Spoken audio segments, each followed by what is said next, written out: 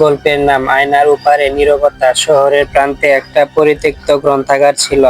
গুজব ছিল লাইব্রেরির ভেতরে একটা বিশাল পুরনো আয়না নাকি আত্মা ধরে রাখে। যে আয়নায় গভীর রাতে তাকায় সে আয়নার ভেতরে নিজের ভবিষ্যতের মৃত্যুর দৃশ্য দেখতে পায়। একদিন দীপা সেই গুজব যাচাই করতে লাইব্রেরিতে ঢুকলো। মধ্যরাত, চারপাশে বাইরের ধূলিময় স্তূপ। সে খুঁজতে খুঁজতে সে আয়নাটা পেল। আয়নাটা এত পুরনো ছিল যে তার কাঁচ কালো আর ঘোলাটে হয়ে।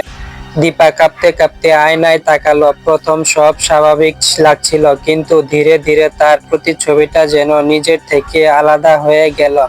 দীপার প্রতিচ্ছবিটার চোখ দুটো হঠাৎ রক্তবর্ণ ধারণ করলো, আর একটা কালো পচা হাত প্রতিচ্ছবিটার গলা টিপে ধরলো। দীপা ভয়ে সরে আসতে চাইলো, কিন্তু দেখলো তার শরীরের কোনো নাড়াচাড়া নেই। সে যেন আয়নার সামনে স্থির হয়ে গেছে। শুধু দেখলো আয়নার ভেতরে তার প্রতিচ্ছবিটা নীরবে চিৎকার করছে, আর তার গলা থেকে রক্ত ঝরছে।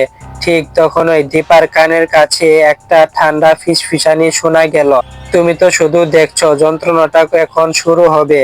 দীপা বুঝতে পারলো সে আর শুধু আয়নার সামনে নেই, আয়নার ভেতরটা বাইরে বেরিয়ে এসেছে, আর বাইরের দীপা আয়নার ভেতরে আটকে গেছে। পরের দিন লাইব্রেরির কর্মীরা দীপার জড়সড় শরীরটা সেই আয়নার সামনে খুঁজে পেল। তার মুখে ছিল স্থির ভয়ঙ্কর হাসি, আর তার চোখ দুটো ছিল ভয়ে বিস্ফারিত, কিন্তু তার গলায় ক্ষত বা আঘাতের কোনো চিহ্ন ছিল না। আসলে আয়নাটা শুধু মৃত্যু দেখায়নি, জীবিত অবস্থাতেই আত্মাকে বন্দি করে আর ভেতরের ফাঁকা খোলসটাকে বাইরে ছেড়ে দেয়। দীপার আত্মা আজও নাকি সেই আয়নার ভেতরে নীরবে বন্দী হয়ে আছে, আর তার মুখ নিঃসৃত হাসিটা প্রমাণ করে অন্ধকারে কিছু জিনিসের কাছে মুক্তি ও একটা ভয়ানক অভিশাপ।